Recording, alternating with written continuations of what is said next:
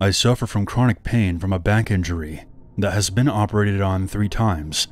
Most of the time I deal with it and live my life, but every few years it really gets to me. I go into these bad states of depression, and I stop talking to my family, and generally turn into a hermit. When this happens, my family gets very worried that I'm going to hurt myself. I have no idea why. I have never made an attempt or even said that I was planning to. They send me to a psych ER, at which point they usually put me on a 5150. For those who don't know, that means a 3-day hold.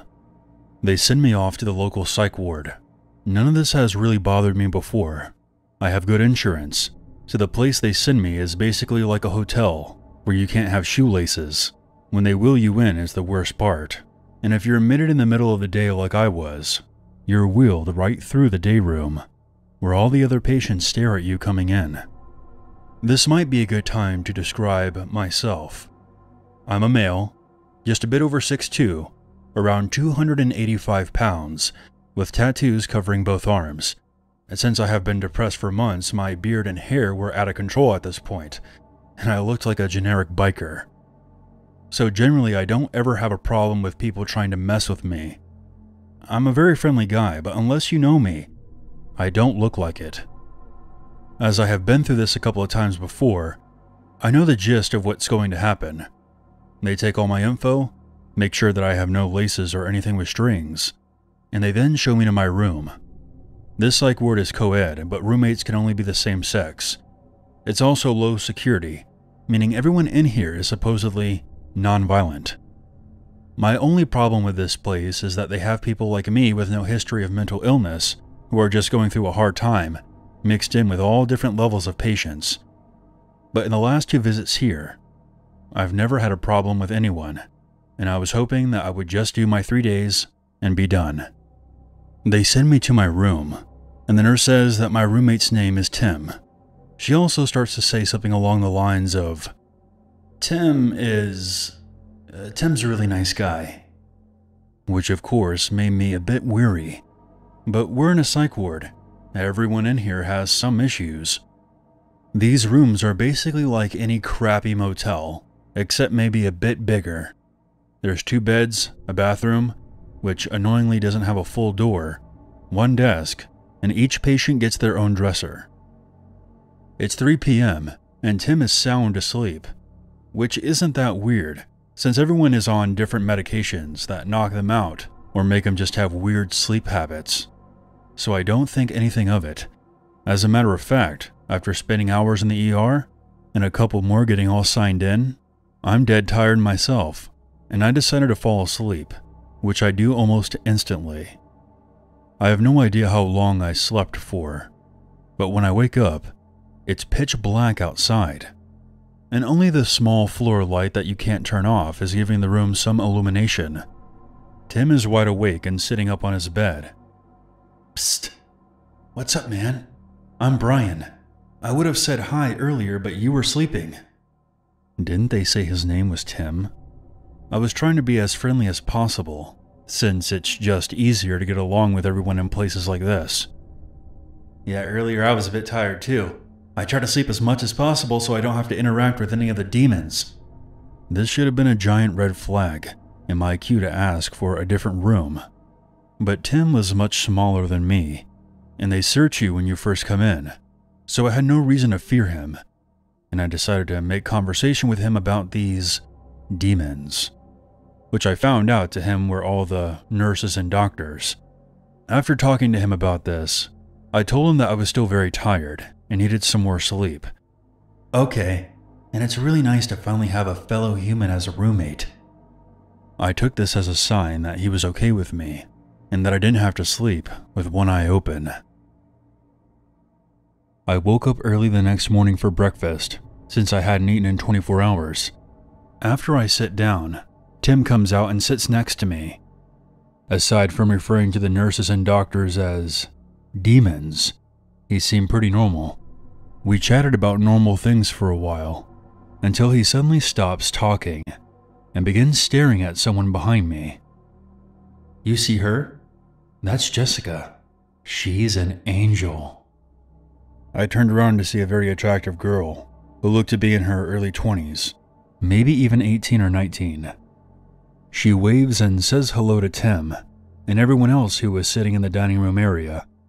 She was one of those social butterflies who goes out of their way to be super nice to everyone. When I looked back, I noticed that he was staring at her a bit too much, and I snapped my fingers. "Hey man, don't freak her out." He gave me a very confused look, like I had said the most absurd thing in the world to him, and he got very quiet after that. Honestly, I didn't think much of it, as I had my own shit to deal with. The rest of the day was the usual. In a place like this, you have to go to meetings, talk to your doctor, take your medication, but the majority of the time you're just bored out of your mind. The TV gets like 4 channels. Even if one of them was HBO, it was hit or miss. So I spent the majority of the time reading books in the day room. While I'm reading a book, Jessica comes up to me, introduces herself, and begins asking me all kinds of questions about my tattoos while I'm reading. The story of my life. Like me, she was basically a normal person having a hard time. She just had bad anxiety problems that caused her to have panic attacks, mainly since she had just started college, and couldn't really deal with the pressure too well. We ended up talking for a couple of hours, and I didn't even think about it until after. But Tim was walking past us over and over. A lot of people did laps in this place to pass the time, so I didn't really think much of it. I later learned he was basically staring a hole through the back of my head the entire time. After talking to Jessica for a while, I tell her that I'm going to go take a shower before dinner, and we'll catch up later. As I said before, the bathrooms in this place only have half doors. Picture those old Western saloon doors. So when I'm done, I can see Tim's legs under the door. "What's up, man? Do you need to use the bathroom? I'll be just a minute. I gotta change." He doesn't say anything, and just stands there. You're starting to freak me out a bit. I can hear him breathing heavy, and these doors don't lock, so he could have just pushed it open if he wanted to. "Dude, you need to back up, because I need to get out." He then begins shouting at me, "You're Satan. You're Lucifer." Over and over. I am now full-blown freaking out at this point. If I open the door and beat the shit out of this guy, it's going to be me who gets shot in the ass and put into the quiet room. But I don't know what else to do. Even though he's screaming as loud as he can, no nurses seem to be coming out. The doors to the bedroom in this place are very thick. I'm pretty sure it's because if some of the patients scream in the night, they don't want the other patients being woken up. After what felt like 10 minutes, but was probably closer to 1, he stops and leaves the room. I get dressed and instantly go find a nurse to tell them what just happened. I have no idea what they said to him, but they immediately put me into a different room. I don't see him at all for the rest of the night, but I'm legit freaked out. No one has ever screamed at me or cornered me like that before, and I couldn't sleep at all that night. Since they don't have clocks, I have no idea what time it is when I hear him from the day room, where the nurse's station is. "Where is he? Why isn't he coming back to sleep?" It was the same tone he was using when he was screaming at me in the bathroom. I cracked the door just a bit, so I could hear the nurse talking to him. "You'll see him in the daytime, and you can talk to him then. Now go back to bed." "But I have to see him tonight. It's an emergency." This goes on for another 30 seconds, before security finally gets there, and I hear a scuffle. But there was no way in hell I was going out there to see what was going on. I can still hear him yelling, but I couldn't make out what he was saying, and it eventually starts to fade. I figure that he was escorted to the quiet room, which was on the opposite side of the ward. Needless to say, even with him in the quiet room, I laid awake the entire night. Morning came, and my doctor is already there, which I found very strange. I usually only saw him well after dinner time. He calls me into the interview room to talk to me. He basically asks me about all the interactions I've had with Tim, I go over everything. When I was done, he tells me that I no longer have to worry about Tim because he's been transferred to a different hospital. I have lived around here my entire life, so I actually knew about the hospital he was sent to, and it's pretty hardcore. It's the kind of place where they lock you into a room most of the day. I felt kind of bad, because I knew he thought I was trying to steal his angel, and was just angry with me over a misunderstanding. But whatever. It's also nice to know that I'm not going to have to hit some poor guy in the face for creeping me the hell out. I finished my stay, and I actually felt a lot better about everything. My pain is being managed better, and I'm ready to stop being such a hermit. My grandmother comes and picks me up, and I think that we're ready to leave. But the doctor's there again very early, and my grandmother is giving me a look that has me a bit worried. I thought that they were going to make me stay longer. Once again, I was brought to the interview room. This is where they tell me what really happened that night, which they didn't want me knowing until I completed my treatment. That night, Tim came out over and over again, asking the nurse when I was coming back. The nurse just kept telling him that he would see me in the morning, and did not tell him that I had switched rooms.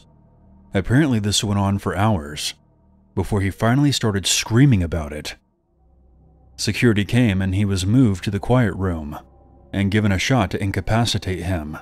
The nurse got in touch with Tim's doctor and told him about the situation. Tim's doctor suggested that he be moved to the medium security wing upstairs until I left. When they went to gather Tim's belongings, they found a 7-inch piece of metal that he had broke off from a table in the TV room. That room has cameras and also has windows where you can see the nurse's station. So my guess is he waited until they weren't looking and worked on it until he broke it off. I'm 99.99% certain that me asking to change rooms is what saved me from being stabbed to death while I was sleeping. The doctors agreed, which is why he was sent to that other hospital. Since he never actually attacked me, he wasn't charged with a crime, and I have no idea how long he was held for, but I'll be a happy man if I never run into him ever again.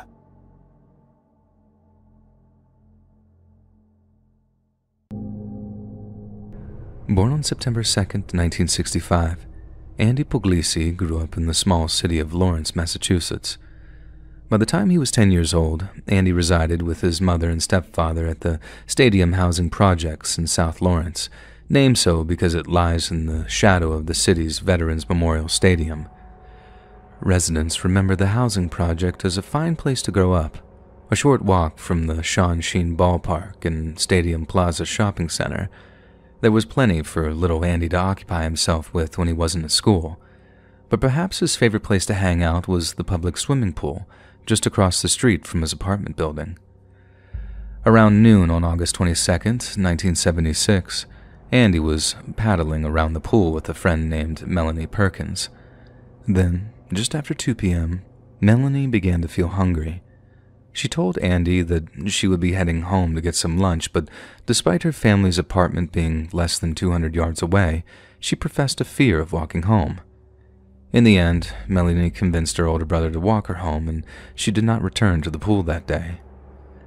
Around 5:45 p.m., around 15 minutes before Andy was due home for dinner, the pool's lifeguard spotted him wandering around the water's edge. However, when 6 p.m. came and went and Andy hadn't returned home for dinner, his parents went looking for him. They arrived at the pool just minutes later, but little Andy was nowhere to be found. They rushed to contact the police, but initial theories placed Andy as a runaway.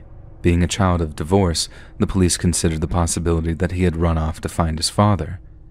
However, when they contacted the man, he had no knowledge of his son's location.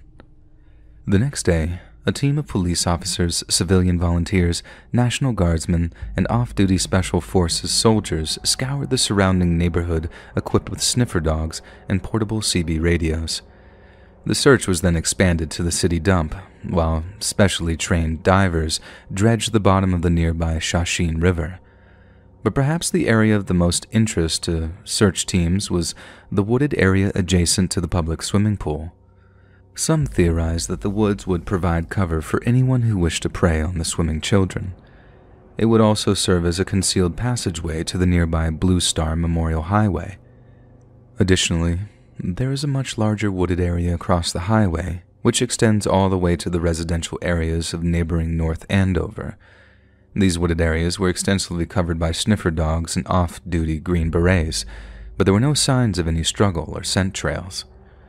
However, as one of the Green Berets pointed out, if Andy had been abducted right after getting out of the swimming pool, there was very little chance the sniffer dogs would be able to pick up his trail. Either he had been snatched up by an intelligent, predatory, and extremely dangerous individual, or something much more terrifying and inexplicable had occurred. Just 6 days after Andy was declared missing, law enforcement scaled down the search, and Andy's family was forced to face the heart-wrenching reality that he might never return alive. A week later, a man by the name of Wayne Chapman was arrested in Waterloo, New York, on suspicion of impersonating a police officer. Inside his van, law enforcement discovered indecent images of children, maps of wooded areas, duct tape, high-end camera equipment, and a single blood-stained child's sock. When confronted with the overwhelming evidence of his guilt, Chapman confessed to violating 2 young boys, with both assaults occurring in Andy Puglisi's hometown, Lawrence, Massachusetts. Yet despite being considered a prime suspect, Chapman was never arrested or charged in relation to Andy's disappearance, and that's because, despite the mountain of forensic evidence, there was nothing that directly linked him to Andy's case, and this is where the theories get weird. In 1998, Andy's old friend Melanie Perkins rounded off 7 years of hard work by releasing the documentary film Have You Seen Andy?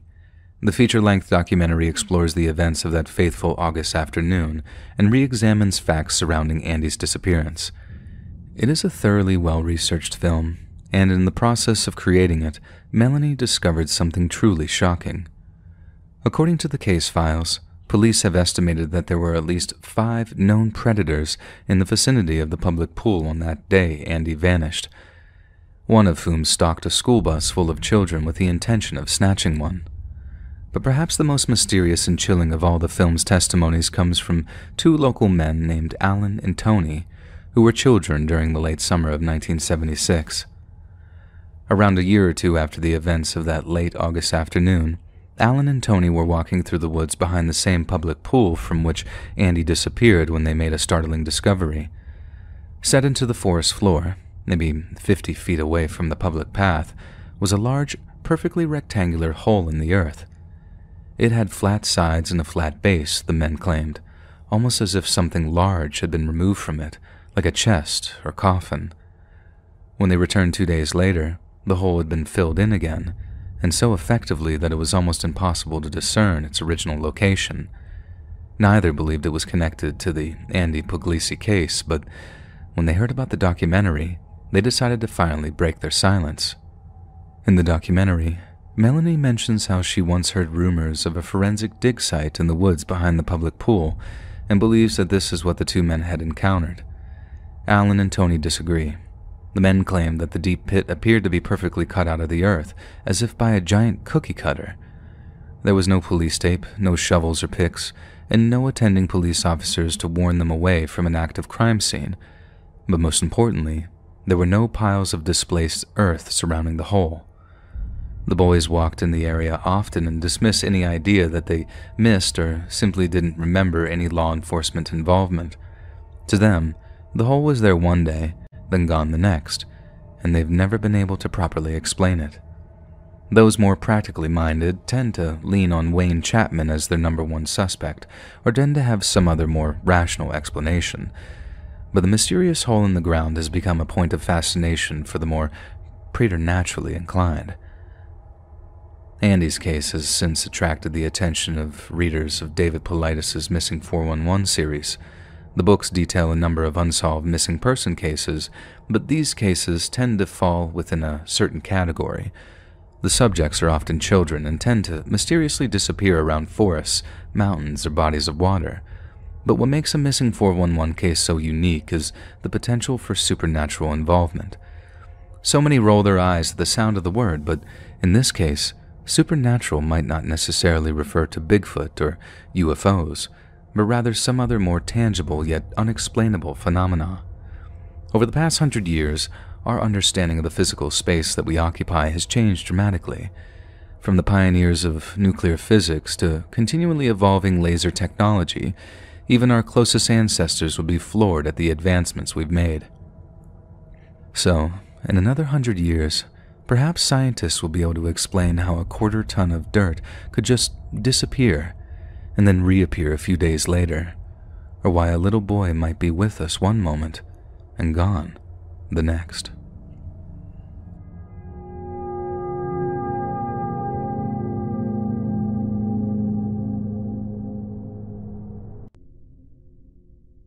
I'd like to preface this by saying that not all mental health professionals are terrible people. Good doctors and medication have saved my life. I also did not grow up in the United States. So if you hear something in the story that makes you go, "Oh, that's not how it works," keep in mind that different countries have different laws. Furthermore, this is about my experiences while staying at a psych ward. So, this is your trigger warning. Alright, here we go. I was a troubled kid.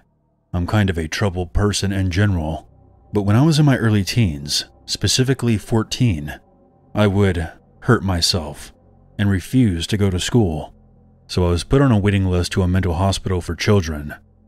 I know now that the fact that I was on that waiting list for close to half a year should have been the first warning sign. At the time, I just enjoyed being on sick leave from school, which basically meant that I would go play The Sims until 6 in the morning for 5 months straight. But when I had to pack my stuff to actually go to the hospital, I, of course, did not want to go.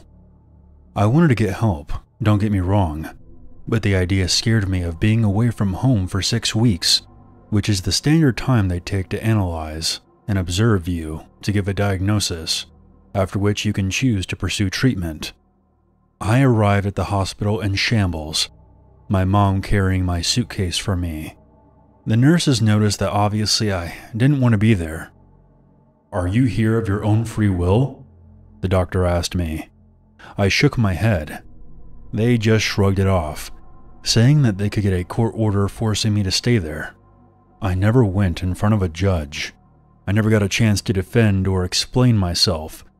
As far as I knew, my parents didn't talk to a judge either. The court glossed over my medical history and signed a piece of paper that forced me to stay in this hellhole for the next 6 weeks. The contents of my suitcase were searched, and I remember feeling that I had just arrived in prison. The first terrifying thing that happened was on the first night. As I mentioned before, I had a history with self-harm. When wounds heal, they often itch. I had reopened some of my old scabs, and when I went to the nurse to ask for a bandage, everyone went nuts. To them, I had purposely harmed myself, which I couldn't prove otherwise. So what do you do with a 14-year-old patient in this kind of situation? Do you talk to her? Maybe try to help? No. We take away all of her jewelry, a necklace from my mom, and a bracelet from my ex-girlfriend, who at the time I still had very strong feelings for, and then you send her to the timeout room for 24 hours. The timeout room was a small room with a very big window that could just barely fit a bed inside of it. If I had to use the restroom, I would have to ask a nurse to accompany me. All of my clothes, including my underwear and pajamas, were taken and kept in the front office, so whenever I would need clothes, I had to go to the front office and ask for them. But apart from having to ask for clothes and to use the bathroom, I was completely left alone in that room. Nobody ever came to check on me. Getting out of the timeout room wasn't a whole lot better. For the first week or two, I had these horrible stomach pains. I would get up multiple times a night to use the restroom, which, by the way, even if you weren't in the timeout room, they still weren't in the regular rooms. You had to walk down the hall. Because my stomach kept me up all night, I would often not get enough sleep and ended up sleeping through the day. which caused me to miss out on group activities. Instead of waking me up, I was bitched at, and I quote, "If I was up all night roaming the halls, I'd be tired too." Did they want me to shit the bed? And because I didn't partake in group activities, I couldn't earn the outside time. Yes, that was something that had to be earned. Even just sitting on the front steps with a nurse. So for the next 6 weeks, I was effectively locked up, except for school and weekends, where I was allowed to go home. It was blatantly obvious that none of the nurses actually cared about any of the patients. They weren't even real nurses. They were more like prison guards. One of them straight up looked like a homeless person. Another sounded like she had been a 5-pack-a-day smoker her entire life. And all of them, and I do mean all, were chain smokers. Every free second they had, they would use it for a smoke break. Right outside the open door too, so that all the other kids who were currently going through nicotine withdrawals could smell the smoke. Within 6 weeks of staying at the mental hospital, I saw a psychiatrist a whopping 2 times, once for a general introduction and once for an IQ test. Anyone who has ever struggled with mental illness probably knows that phrases like, "just pull yourself together," or "get over it," are the least helpful things that one could say to a mentally ill person. There was one instance where another patient, who was an arachnophobe, came running out of her room, practically having a panic attack because she had woken up to a spider directly in front of her face. Do you know what they told her? "Stop being such a baby. It's just a spider." They gave her a broom to get rid of it herself, which obviously she could not do. My roommate and I ended up helping her. Both of us are scared of spiders as well, mind you. But possibly the most outrageous thing that happened was on my second to last day. Someone had told the guards that I smuggled in a razor blade. So they pulled me out of breakfast and searched me from top to bottom, stripping my clothes off, with the door to the nurse's room wide open. When they didn't find anything on me, they tore apart my room. They didn't find one there either. They did find one lying on the floor in the hallway. It was even still in its wrapper. I was not the only patient who engaged in self-harm. As a matter of fact, there wasn't a single female patient who didn't struggle with that same affliction. That blade could have belonged to anyone. They had no proof it was mine. But of course, it was assumed that it belonged to me. I was thrown into the timeout room for another 24 hours. Literally my last 24 hours there. They paid so little attention to the timeout room that someone was able to slip something under the door so that I could take out my frustrations on myself. In case you're wondering if my parents were in on all this, my mother wanted to get me out of that place as soon as she heard about the timeout room. But since my parents had joint custody, she had to get my father to agree to it. My father is a whole nother story, but to make it short, he hadn't talked to me in 4 years, but was somehow convinced that I needed help and refused to get me out of there. My final diagnosis from that place? Narcissistic neurosis. I was 14, and to this day, I have no idea how they came up with any kind of diagnosis, considering that I had seen an actual psychiatrist a total of 2 times. Additionally, this diagnosis was delivered to my parents and I by the head doctor of the hospital, who I had never seen the entire time I was there. I was offered to stay and begin behavioral therapy, but I guess it goes without saying that I politely declined that offer. Every therapist and psychiatrist that I have talked to since, and trust me, there's been a few over the years, have disregarded that diagnosis entirely. Some even laughed at it. I am currently diagnosed with bipolar, depression, and a panic disorder. My current psychiatrist has suggested that I might suffer from borderline personality disorder. I guess the moral of the story is to always do your research on a hospital before you plan on admitting yourself. I sure as shit hope that I never see any of those guards, nurses, or doctors ever again.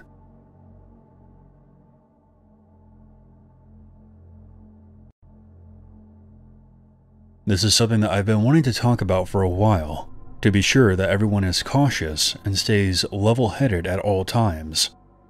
Now, for some context, I lived in the middle of nowhere, Canada. It was an old town that had quite a few abandoned buildings due to the absence of residents.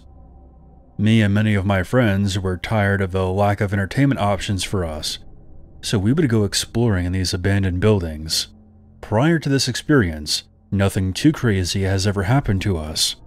Occasionally we would see a small amount of liquid that looked like blood and a pentagram on the ground, left by someone who was there previously, but nothing too out of the ordinary. That was until the last time I went exploring.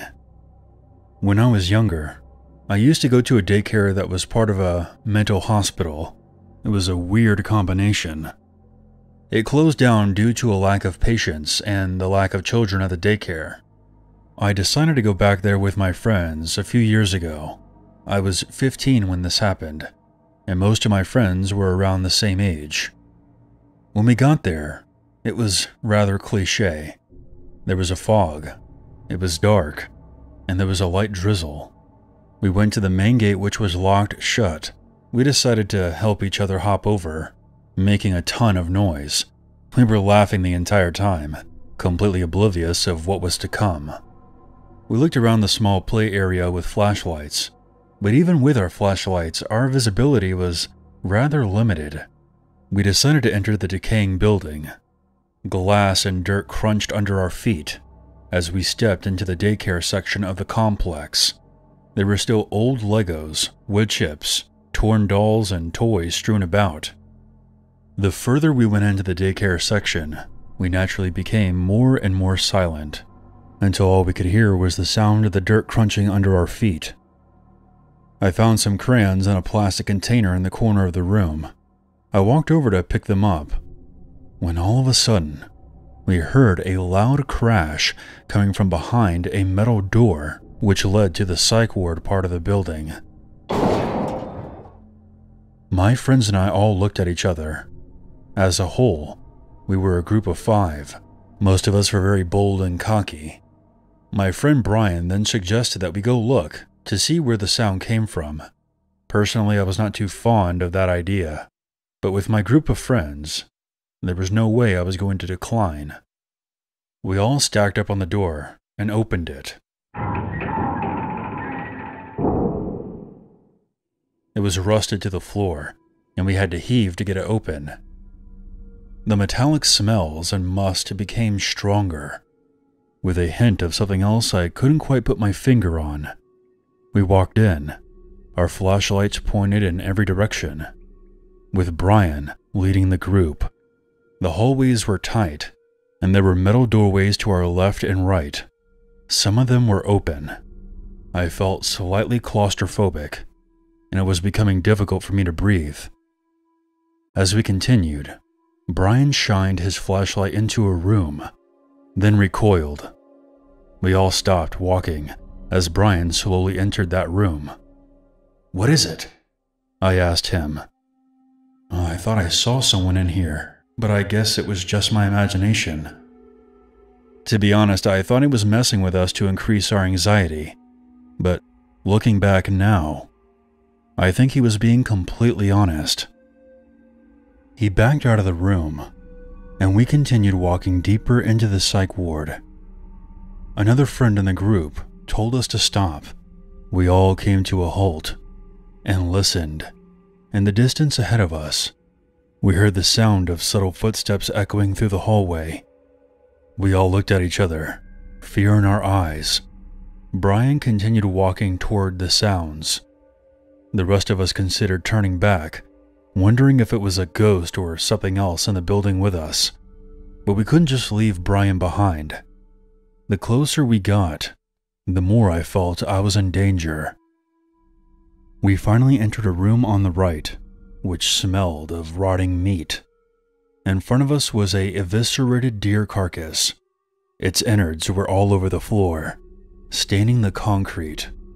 One of my friends, who had a very weak stomach, instantly vomited all over the floor. That's when we heard whispering from somewhere nearby. Brian shined his flashlight to the corner of the room where a man with short hair was standing with his head down. He wore a bright green shirt, stained with what I assumed was blood. He didn't have any socks or shoes on his exposed, damaged feet. The man was twitching sporadically. We stared at him for a solid 30 seconds before he made his first move. He looked up at us with a haunting grin that sent shivers down my spine. "You guys here for the feast?" he asked. This kicked us all over the edge, and we bolted out of that room all the way back to the daycare center. The door was still open, and we decided to try and slam it shut, but the rust and the heaviness of the door almost kept it open. It took 3 of us pulling with all of our strength to close it. Just before we did, I could see the silhouette of the man watching us from down the hall, his white teeth being the only feature that I could see. As we sat behind the door, catching our breath, we looked at each other for confirmation that we all saw the same thing. After a while of labored breathing, we heard a light tapping on the door. That's when we decided it was time to go. We booked it out of there and ran back home. A year after we visited that spot, the police went there to do a routine check of the area, and they found that man. It was stated that this person used to go to the psych ward before it closed down. He escaped the facility that he was transferred to and lived off of the wildlife around the complex. When the cops brought him in, he had a series of diseases and sickness from eating raw meat. His mental condition was much worse than before.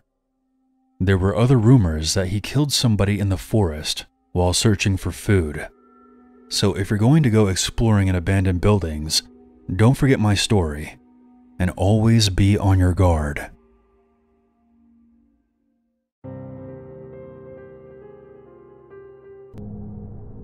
Derek James Engbretson was born on July 5th of 1990 in the small city of Klamath Falls, Oregon.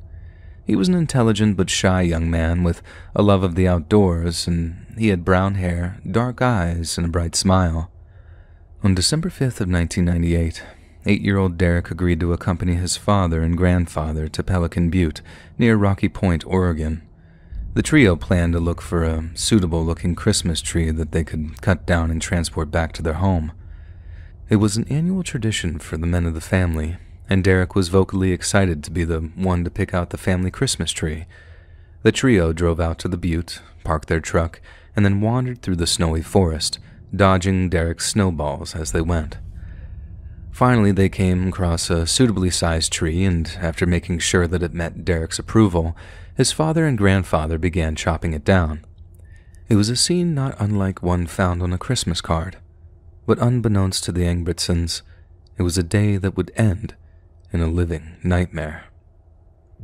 While Derek's father and grandfather worked on cutting down the tree that he had selected, they momentarily took their eyes off of him.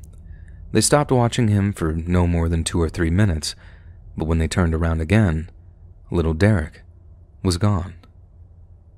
Knowing that he couldn't have gotten too far on foot, Derek's father rushed around the forest, searching for tracks and calling out the boy's name. But bizarrely, he was nowhere to be found. And suddenly Derek's father was hit with a terrifying realization. To have disappeared so suddenly and completely, someone or something must have taken his boy.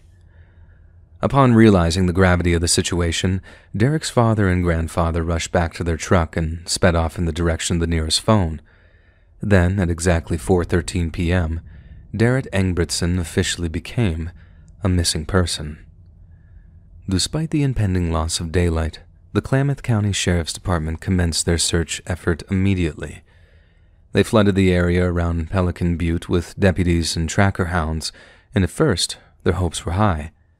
Derek's parents told the police how their son had grown up in the mountains, and that he had been taught a handful of cold-weather survival techniques.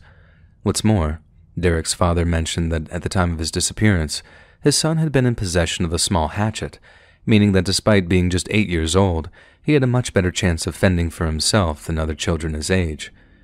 As the police continued their search, evidence of his education was obvious. Towards dawn, deputies discovered a small rudimentary shelter made of fir boughs and fallen logs. Nearby, they found a trail of small boot prints in the snow, and after following them, deputies found that the prints looped around from the location where Derek's father had last seen him to a small woodland clearing near a highway. However, what they found there, given the circumstances, was truly bizarre.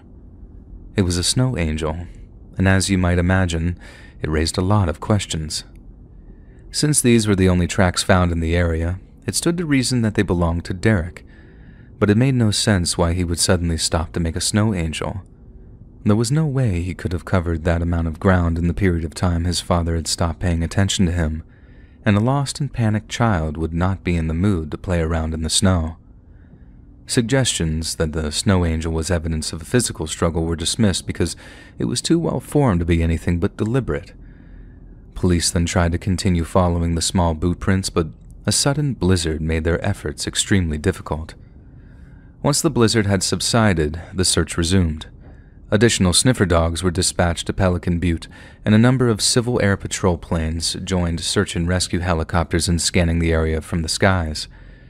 Unfortunately, not a single trace of Derek could be found, and just 8 days later, the search was called off. Derek's family continued their investigation independently of law enforcement for quite some time, but came up with nothing. They were later joined by hundreds of civilian volunteers from all over North America, but once again, no progress was made. Then one day, a member of the public approached the police with some alarming information. On the day of the disappearance, they claimed to have witnessed a man struggling with a young boy in the area where Derek vanished. Additional reports were made of an unidentified man driving a 2-door Honda who had been asking passerby for directions to the woods. The police made efforts to track the man down but were unsuccessful. Less than a year later, on September 24, 1999, Oregon's Harney County Sheriff's Department received a call from a horrified member of the public. They had discovered some graffiti in the bathroom of the Sage Hen Rest area, over 200 miles away from Pelican Butte, and it referenced Derek's abduction. Upon being informed of what the graffiti said, Derek's mother told the media, "I think it's just a big sick joke. If someone took Derek, if they put this on the wall, they were wanting to be caught. If they were wanting to be caught, why didn't they leave something of Derek's there?" Many have speculated on exactly what was written on that wall, but to this day, it has never been made public. This is probably to honor a personal request made by Derek's family, as if they did indeed believe it was nothing but a sick joke, it would serve no purpose to broadcast it. However, based on what Derek's mother said, it's not difficult to infer what was written. Someone claimed to have taken the boy, and they most probably claimed to have kept him alive, or at least kept his body as some kind of sick trophy. The implication that they could have left something of Derek's at the truck stop strongly implies that they were in possession of some of his personal effects. In 2008, police confirmed that a man named Frank James Milligan was considered a potential suspect in Derek's disappearance. At the time, he was serving a hefty sentence for violating a 10-year-old in a town just outside of Salem, Oregon, and the modus operandi seemed identical to the one used in Derek's disappearance. But to date, Milligan has yet to be charged in connection with Derek's case, and an eventual conviction seems less and less possible. But to have snatched Derek out from right under his father's nose, Milligan would have had to have stalked the family through the woods and then creep out without making a sound, impossible given the thick snow on the ground. If they were using chainsaws to chop down their Christmas tree, then it would be feasible that Derek's father didn't hear his cries. But the two men were using one axe between them, which is hardly capable of making enough noise to cover a child's abduction. But if Frank Milligan isn't to blame for Derek's disappearance, who is? The truth of what happened to Derek that day has remained a mystery for a quarter-century now, and his case is unlikely to be solved anytime soon. But the question still stands. Did Derek fall victim to a very despicable but explicable form of predator, be it animal or man? Or did something else happen out there in the woods that day? Something we're not quite ready to believe yet.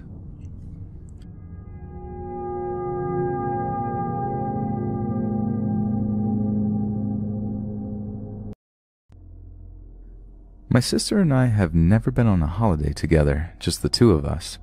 We went several times with our mom together. My parents are divorced, but my mother was the stressful kind of holiday planner. Cultural tours here, a day-long bus trip there, and back on the plane we are again. So we decided to book a 5-day trip to a place we'd never been to. The both of us never can stand being at a place for more than a week. It just gets boring and we are restless adventurers. We traveled with Airbnb for the first time, and the place was amazing. It was on the top floor of the building with a huge balcony from which you could look down on the intersection till the end of each street. One street led directly to the port. If you followed it down past tennis courts and some parking lots from hotels around a curve. My sister and I always went out for dinner. The seafood was great, and as the days passed, we explored further and further away from our apartment for new restaurants. On the last day, we found a place that served sea urchin, which was about 45 minutes away from home. Greek people are so friendly.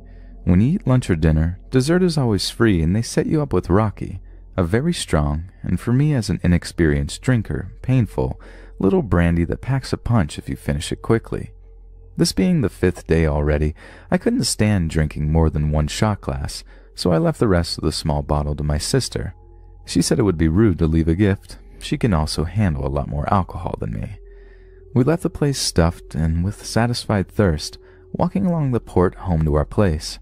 The streets are always full of tourists, but only until the curve I mentioned before. Once you reach the tennis courts, there are about 200 meters up street to the intersection where our house is. What we didn't expect were that a group of gypsies set up their night camp on the parking lots in the light of the tennis court. If you are not aware of the situation, Greece is overall a landing port for refugees and gypsies, although we didn't see many of them around Heraklion. I felt uneasy because we were the only two girls in the street, besides the group of people getting ready to sleep. My sister was a little happy from the alcohol when I suddenly heard shuffling steps behind me. I could see the shadow of a skinny but tall man. I listened closely to his steps. He was still far enough away from me so that he couldn't suddenly grab me, but I felt very uneasy, as I was wearing high platforms and directing my sister in front of me.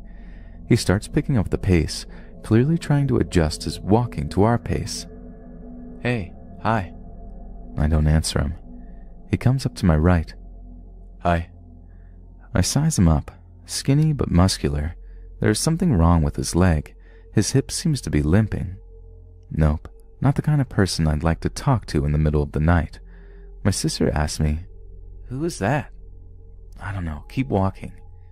He passes me and tries to speak to my sister, maybe thinking she would be easier to convince because she looks drunkish. He starts speaking in a foreign language, which we obviously don't speak.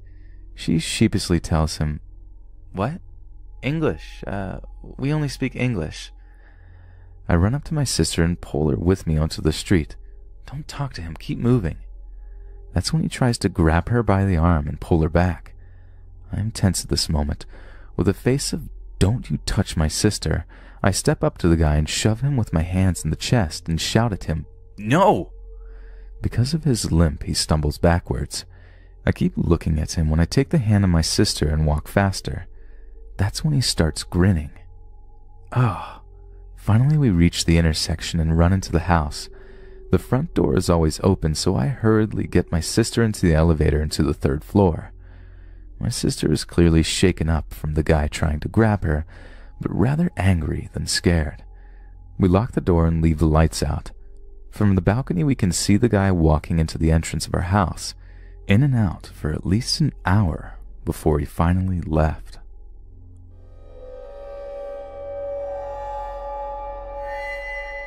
In June of 2018, Boston area anesthesiologists Jaleesa Jackson and Chidozie Iwandu decided on a week's vacation in Southern California.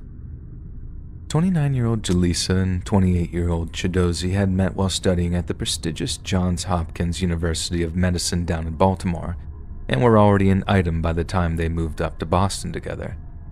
Their personal life was hallmarked by a deeply loving romantic relationship.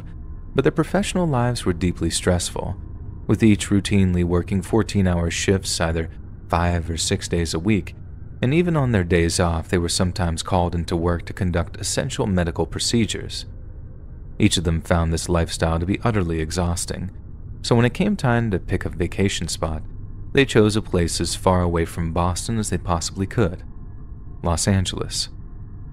After traveling 3,000 miles across the country, they checked into a small oceanside guest house they'd rented via Airbnb.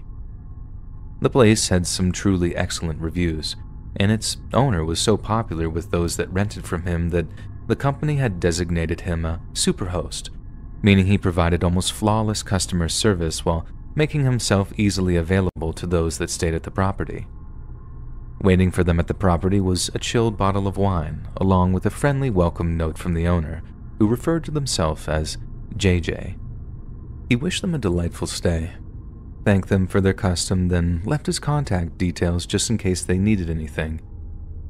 Then, feeling like they were in safe hands, Jaleesa and Chidozie packed away their things, then settled in for the night. They believed that they were in for a dream vacation, the perfect antidote to their high-pressure, career-driven lives. Yet little did they know, their vacation would turn into a living nightmare. Around 5:30 the next morning, the couple woke up to the sound of a loud and violent banging sound coming from the front door. The commotion just about frightened the life out of them, but a brave Jaleesa grabbed her phone, readied herself to call 911, then approached the front door to see what was going on. As she got closer, she heard a rough male voice barking, "I know you're in there, Kevin." Jaleesa peered through the door's peephole, spying an unhinged, enraged man on the other side, and after barking at him to get away from the property, she decided to call JJ to let him know what was going on. But then, just as the dial tone started, the sound of a phone ringing could be heard from the other side of the door. Jaleesa then opened the door, looked the man dead in the face, and asked, "JJ?" Yet the man simply looked up at her with a startled look on his face, then ran off into the night. As you can imagine, Jaleesa was horribly confused, as was Chidozie when the details of the incident were relayed to him. Then, demanding an answer, Jaleesa began calling JJ incessantly until he finally answered his phone. JJ seemed completely unapologetic regarding the bizarre incident and told Jaleesa, "Yeah, that was me. Sorry about the confusion, but that's too short for me to give you an explanation. Have a nice time in LA." Jaleesa tried to fish for more of an explanation, bemused and outraged that a so-called superhost, who had seemed so warm and friendly in their welcome note, had turned out to be anything but. Yet before she had a chance to ask him anything, JJ hung up on her. "Maybe things are just different on the West Coast," Jaleesa told Chidozie in an attempt to explain JJ's bizarre and alarming behavior, and both agreed that it certainly made for a memorable welcome to one of the United States' most famous cities. The couple then spent the day at a nearby beach, and by the time the sun began to set, that morning's incident was almost completely forgotten. When they were done at the beach, Jaleesa and Chidozie made their way back to their Airbnb, with the remainder of their evening being pleasantly uneventful. They finished off the rest of their wine, ate some of the best tacos they'd ever eaten in their lives, then sank into bliss while enjoying a saccharine rom-com courtesy of Netflix. It was only after they'd retired to bed did the terror ramp up exponentially.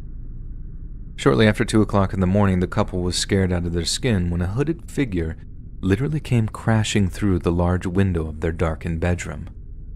The violent intrusion sent shards of glass everywhere, and both halves of the couple let out screams of terror as the figure smashed their way into the bedroom.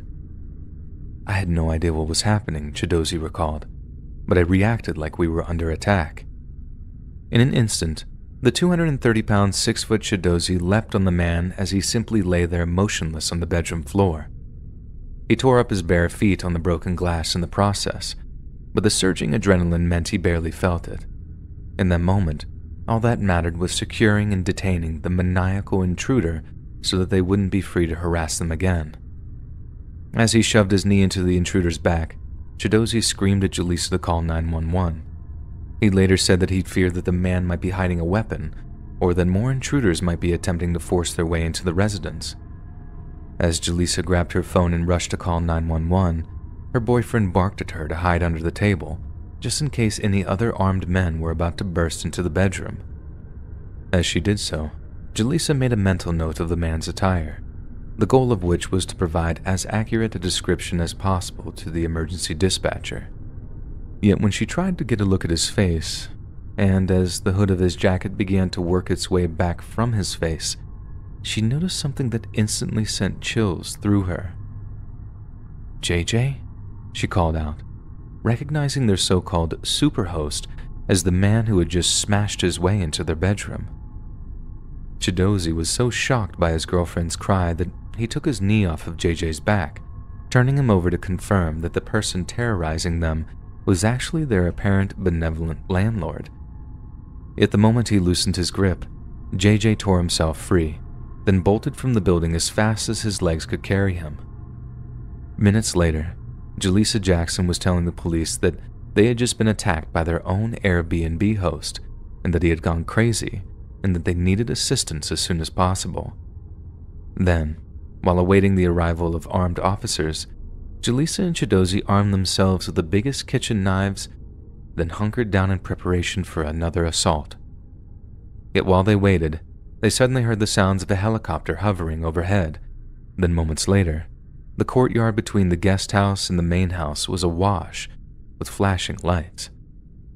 Jaleesa then noticed two police officers leading a handcuffed man back towards the property. It was JJ, and he was ranting and raving about cleaning fees. He had apparently told the police that he had ordered his tenants to move out after they failed to pay cleaning fees, but as commotion unfolded, an elderly woman emerged from the main house and asked what was going on.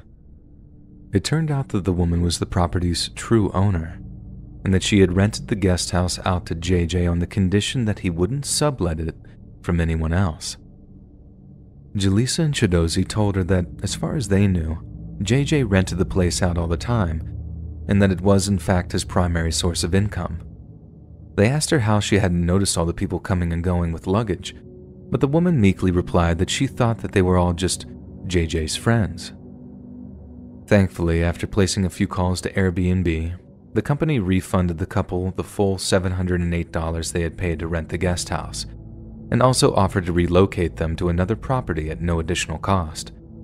However, due to the trauma they'd experienced, Jaleesa and Chidozie had no desire to patronize Airbnb in the future, and checked into a local Hilton hotel, even though it cost them an additional $2,300 to do so. In the aftermath, they sought $5,000 worth of compensation from Airbnb, owing to the terror and trauma they'd experienced.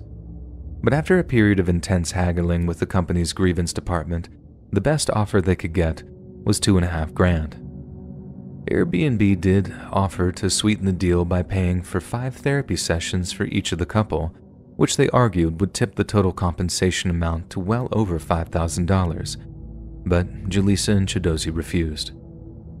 If you think that seems extremely miserly of Airbnb, you'd be right, as according to Forbes magazine, the company is worth around $38 billion, with an annual revenue of just over $2 billion.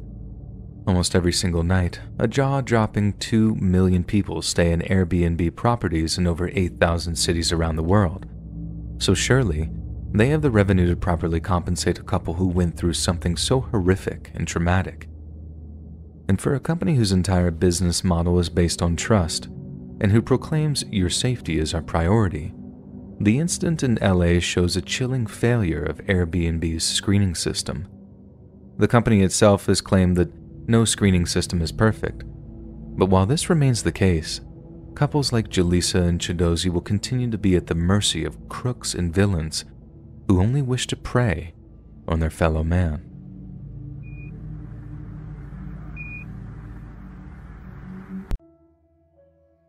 So, I've owned an Airbnb for quite a few years now.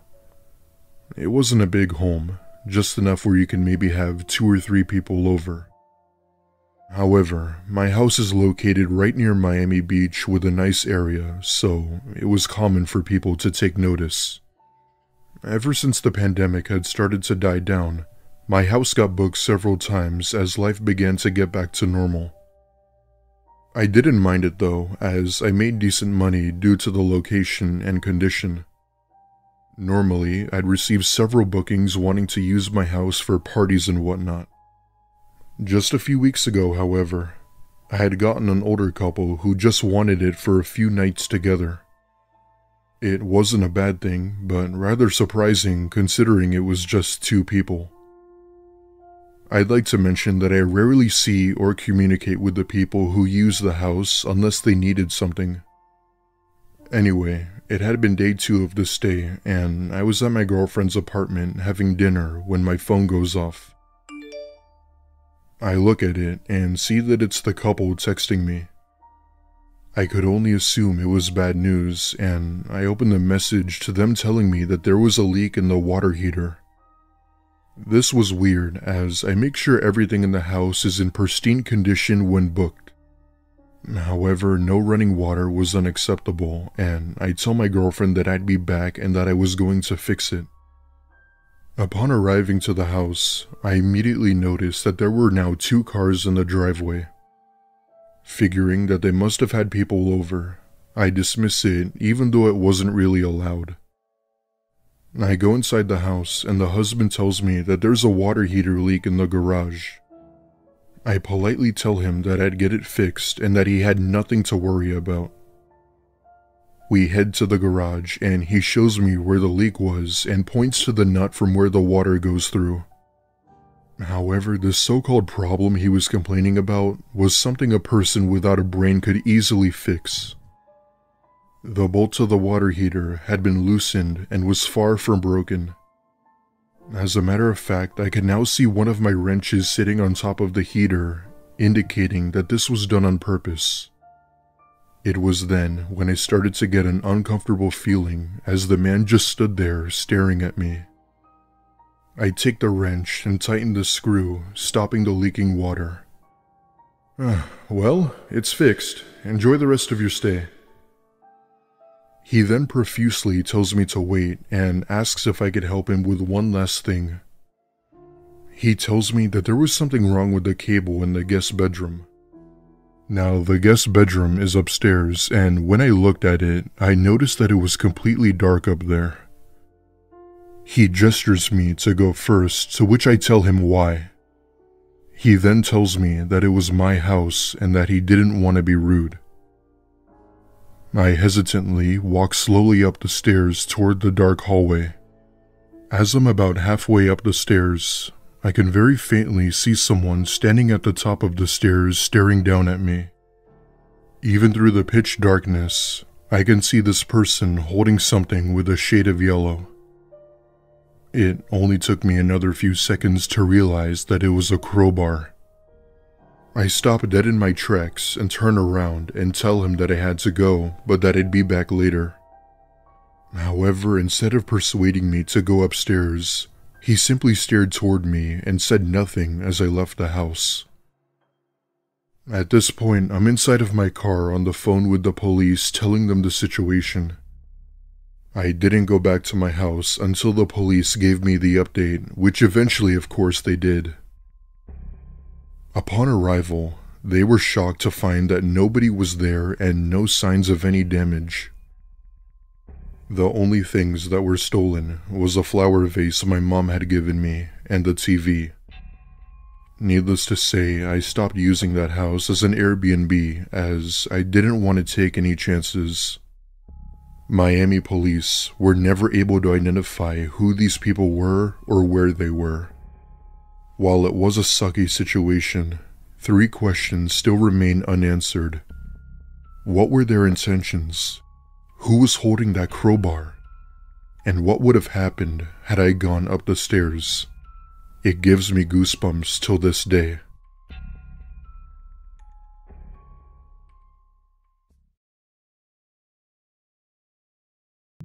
One of the strangest Airbnbs that I ever experienced wasn't actually a standalone house, but instead it was a room in this large house. The host had listed 4 different rooms on Airbnb, and then all of the guests just shared the large common area. It wasn't too bad to get used to on my first day there. I mean, sure, it was weird to share a house with strangers, but because I was on a road trip by myself and only needed a single room for a few days, it seemed like a sweet deal. Now, the one thing that stood out to me when I met the host and the person who lived in the master bedroom was that they claimed no place in the house was off limits except for the basement. He seemed very adamant that none of us go near the basement. That didn't seem like it would be a problem for me, and honestly, I wasn't even remotely interested in what was down there because I was so focused on the woods that surround the large house that the host owned. It seemed like the perfect place to go for a hike or ride quads. I was really jealous that they got to live there full time. At least, that was the case at first. I started feeling a lot less comfortable once I noticed that the host seemed to follow me around everywhere I went. It was something I could let slide at first though, considering I was a guest in his house. That changed when he approached me in the kitchen on my second night there though. I was sitting at the kitchen table drinking a glass of water and scrolling through my phone when I noticed the host walk over to me and stare down as if he wanted to talk. So I put my phone down and asked him how his night was going. And without a moment's notice, he began to raise his voice at me. He claimed that he saw me looking at the door to the basement and very loudly told me that it was his private space and to leave it alone. I tried to explain to him that I didn't even know which door was in the basement, but he didn't want to hear it and just continued yelling at me. I ended up apologizing to the host just to get him to calm down, and then I ended up going into my room for the night. As time passed, I had a hard time falling asleep in my room after that altercation. And just as I was about to pass out, I heard the sound of someone knocking on the door of the room next to mine. I listened closely as one of the other guests answered. I could hear the host ask them to follow him, and I just decided to ignore it and continue to go to sleep. However, before I could manage to do that, I heard another noise. Only this time it was one that I'm pretty sure the entire house could hear. Someone was clearly screaming at the top of their lungs on the first floor. At first, I was frozen with fear from the bone-chilling scream, but as the shrieking continued, I knew that I had to check it out. I wasn't alone in my curiosity though. As I entered the hall, I saw another guest that was staying at the house peeking out of her room as well. The screaming continued as I walked through the hall and made my way down the stairs, and as I reached the first floor, I realized something that truly haunts me still. The screaming was coming from the basement. I decided that I needed to get help for whoever was down there and ended up running back upstairs and grabbed my phone. I called the police as fast as I could and then quickly got the other guest out of the house. As we sat in the driveway waiting for the police to come, the screaming ended up stopping. I locked my eyes on the house to make sure that the owner wasn't coming out, and I practically jumped out of my skin when I noticed the silhouette of a man standing at the window staring out at us. They slowly backed away from the window and disappeared into the darkness of the house. I watched the door as I fully expected the owner to come out and attack us or something, but thankfully the police showed up before anything like that happened. I explained to the officers what had happened and they quickly rushed into the house and made their way to the basement. However, what was really shocking was the fact that the house was supposedly empty. When they checked the entire place out, they couldn't find anyone. All they saw was that the back door to the home was left wide open as if the owner had run out the back and into the woods. After giving our statements to the police, we were all escorted inside to get our belongings, and then we all went our separate ways. To this day, I don't know who was screaming in that basement or where they went, but I can't help but shake the feeling that something horrible happened in that house that night.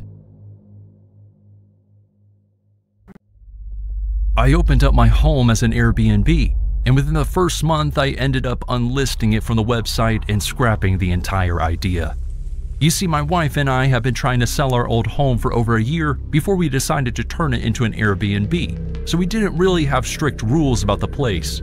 As long as it was kept nice and the guests cleaned up after themselves, our plan was to let anyone stay there for as long as they needed to. The only thing that we did when we listed the house was get a single security camera that we placed in plain view at the entrance of the house facing the front door. That way we could see anyone who entered the home. Now, the first 2 guests that we hosted were so friendly and kept the house very clean, so my wife and I were actually very excited that we decided to take a chance on renting out our old home. That quickly changed though when one day I checked the camera after our 3rd set of guests had supposedly left.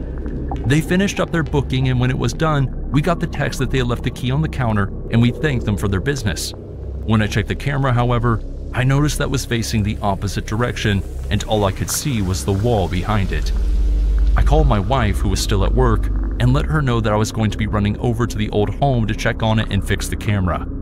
And then I got into my truck and made my way down the road. The house that we listed for Airbnb was only about 25 minutes from the house that we currently lived in, so I got there in no time. However, it was around 7:30 at night, so the driveway was pretty dark when I pulled into it. I figured that they must have just turned the porch light off and forgot to turn it back on before leaving. Again, it was no big deal, but I definitely noticed how dark it was. I carefully made my way up the gravel path into the front door of the house, and this is where things took a serious turn. As I reached out for the handle, the door ended up swinging open on its own without me even touching it. I was really confused by that, so I took a second before walking inside, but as I looked into the house, I couldn't see anything unusual. Eventually, I mustered up the courage and made my way through the threshold and into the home. That was when I felt something hard hit me from behind. I dropped to my knees and then turned around as fast as I could to see what had hit me. And that was when I saw someone standing in my house holding something in their hand that looked like a bat or pole of some sort. I put my hands up in front of my face to protect myself from any incoming attack, but that was when I was grabbed from behind by another assailant. They pulled me to the ground and held me there as the man who struck me in the back began digging through my pockets. They pulled my phone, my keys, and my wallet out of my pocket before letting me go. But I didn't even get to pick myself off the ground before I was struck over the head with a bat again. Everything around me went black as I fell back to the ground. I woke up a couple of hours later to my wife, who was shaking me awake. She said that an ambulance was on the way and that she had come to check on me after she got home from work and noticed that I still wasn't back. My wife also told me that my car wasn't in the driveway, and I knew right away that they had stolen it. After the ambulance came, I told my wife to call the police and to cancel the cards that we had in my wallet. I ended up needing 3 stitches on my forehead where I had been hit by the one assailant, and according to the police, there was no evidence that would help us find them. They never even found my car. We immediately chose to unlist the house from Airbnb and just tried to continue to sell it.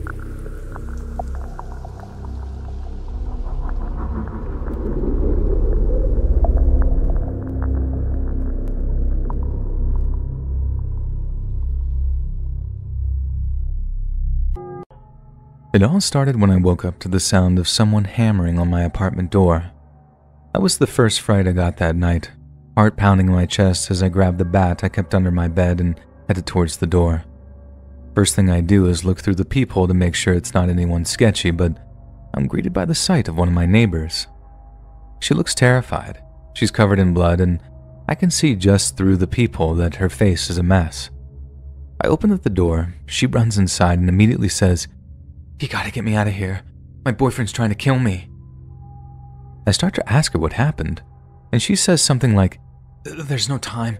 Just please get me out of here. I swear to God, he'll kill you too for just helping me." That was what sent me into a straight-up panic, because if a guy was willing to beat his girlfriend up that badly, Lord knows that he'd be willing to put me in the ground. I just grabbed my car keys, ran downstairs with the girl following close behind, jumped into my car, then took off into the night. I remember asking her if she had anywhere I could take her, like a friend's or a relative's or something. She said no, and the best thing for us to do would be to drive to a motel so she could call the cops from there. So that's exactly what I did. I drove us to a motel and booked us a room. The clerk was obviously just as concerned as I was, but all it took was to explain that her boyfriend had tried to off her, and they were like, "Geez, make sure you guys call the cops at least."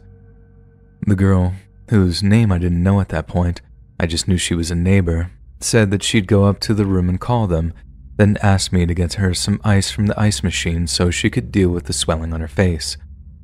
When I got to the room, she said the cops would be there ASAP, took the ice, put it on her face, then just burst into tears. I tried my best to reassure her, telling her she was safe and stuff. Then when she finally calmed down, I asked her what actually happened back at her apartment. She told me her boyfriend was abusive and that she'd been planning on leaving for a while, but that night was the night she'd finally got the courage together to announce it to him. She said he walked into their bedroom to find her packing a bag, and not long after that, everything went to chaos. She started helping herself to the little bottle of liquor from the minibar, but not after promising she'd pay me back for them once everything had blown over. I had no reason to disbelieve her at the time. I mean, I felt like we had a kind of bond established already, but I abstained because I thought I'd be driving back to the apartment pretty soon. I asked her if she was good to wait on her own while the cops drove out to her, but she asked me if I'd stay to keep her safe. She then made the point that if her boyfriend found the blood on my apartment door, she assured me that she'd left some on there while hammering on it, that he'd know she'd been there and he'd try to attack me or worse. I'll be honest, I thought it was a pretty good point at the time. I hadn't seen the blood myself, but she was so covered in it that I believed her when she said that there was some on my door. Anyway, about an hour goes by and the cops still haven't showed up, and the motel rooms were arranged in a horseshoe shape, so we'd have seen them rolling into the parking lot if they had. I asked her to call them back to see what was going on, because obviously it was a really urgent situation, and I know that there was basically no way for the boyfriend in finding us, but I was still really paranoid that he would somehow. That's when the inconsistencies started, because she gave me some lame duck of a reply like, "I'm sure they'll be here soon." If that was me, I'd have called 911 again if they hadn't shown up within like 10 minutes. So what was she so calm about that she was just cool with waiting for them for like an hour at that point? I put it down to booze, and at that point I was okay with waiting too. It wasn't like I had anywhere to be. I sure couldn't just go back to my apartment with that psycho supposedly just a few doors down. But that's also about the same time that I started checking out the amount of blood on her nightshirt. She had like an oversized t-shirt and girl boxers on, and like I said earlier, they were drenched with blood, but also with some blood splattered too, like little spots here and there. She had this cut over her eye, and she had a nasty busted lip, but it looked like way too much blood for just those small wounds. So I asked her if she had any other kind of injuries, like an abdominal wound of some kind that might account for all the blood on her. She said no, and that it was all from the busted lip in her eye. And immediately I start smelling nonsense. I asked her again what exactly had happened back at the apartment, and she started getting weirdly defensive about what she told me. I was starting to think it wasn't quite the abusive spouse kind of story that she told me the first time around, but I had no inkling of what was really going on. That being said, I was getting tired of waiting for the cops to show, so I decided to call them back myself. All I had on me was my wallet, my phone, and my car keys, the only three things I'd had time to stuff into the pockets of my shorts before fleeing the apartment. But when I take my phone out to call the cops, she says something along the lines of, "What are you doing?" I state the obvious, that I'm about to call the cops back, and she's like, "Don't." I don't know if it was the way she was looking at me, the way she spoke, or the way she sort of tensed up when I told her that I was about to do that, but the mood in the room just shifted completely. I asked her why not, then just went right back to dialing 911. But by the time the operator spoke down the line, I looked up and saw she had a knife in her hand. She just said, "Hang up, now." So I did. I never had a knife pulled on me at that point, and I can't overstate how terrifying it was. It wasn't even just the knife either. It was the overwhelming creepy sensation of knowing that all wasn't what it seemed. I wasn't hiding from the threat. I was with the threat. I'll be honest here. I basically begged her not to hurt me, and to my relief, she said she wouldn't as long as I drove her to the Canadian border. Given this was in Detroit, the border isn't all that far, but I didn't want to catch charges for aiding and abetting or whatever, so I knew I had to think of something to stop that from happening. It's not like I knew I couldn't tell the cops that I'd been threatened or whatever, but I also knew that the longer I spent in this girl's company, the more chances I'd have of being stabbed. So, I tell the girl that I'd drive her to the border, but that I needed to get something to eat first. I play it like I wanted to stop somewhere on the way, knowing she'd reason me down to getting something delivered from a 24-hour joint. She also stated that she'd be the one going down to pick the food up, as she didn't want me having the chance to sound the alarm. That's where she messed up, because she didn't seem to realize, to my infinite relief, that I could order from DoorDash and put something in the notes about needing the cops called to the motel. My whole plan hinged on there being a driver around that late at night, but thank God there was, and I was even able to show her the order without bringing up the notes section that mentioned needing 911 called to the motel. And the cops played it perfectly too. They showed up without any lights and sirens on, didn't park in the lot, walked up to the motel room without being spotted from the window, then just knocked on the door like they were a delivery driver. She walks over, opens up the door, then boom, they had a gun and a taser drawn on her before she even knew what was happening. She had the knife tucked into the back of her girl boxers, but the cops were wise to her drawing on them, and she hit the floor hard after they hit her with the taser. Turned out they'd been looking for her because, get this, she was the abusive partner who'd stabbed her boyfriend almost to death before finding some poor schmuck, i.e. me, to drive her to the border. Dude almost bled to death in their apartment but managed to crawl to another neighbor's place to get help. You should have seen the amount of blood in the hallway when I got back to my apartment building, and the whole place was crawling with cops and forensic gear. I thought I might be able to drive over to a friend's place to stay the night, contaminating a crime scene or whatever, but they had this section of the corridor closed off so I could actually get into where I lived. The cops came to my apartment in the morning to take my statement down and to fill me in on what they thought had happened. That's how I found out exactly what the deal was. It was 100% the craziest, most frightening thing that's ever happened to me ever in my life. And just the fact that I was part of it seems completely surreal to me. But the thing that sticks with me is how easily I swallowed her nonsense story at first. How I thought it was helping someone I knew, someone I could trust, when in reality, one wrong move, and I might not actually be around to tell you this.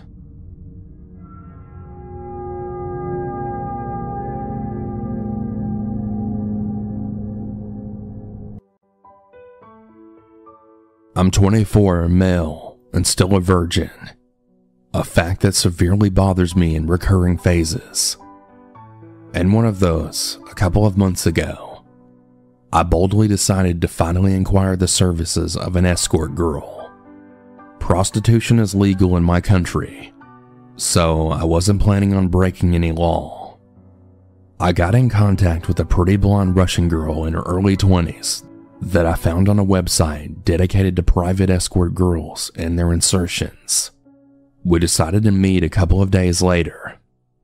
She appeared quite short-spoken, almost blank, but I figured that was just a habit you'd evolve in that line of work.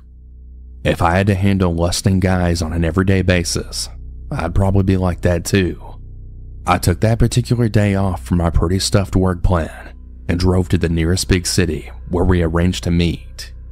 See, I live in a semi-rural student town where I couldn't really find anyone to my liking. It took me a good 2-hour train drive to get to the town, which I really wasn't that familiar with.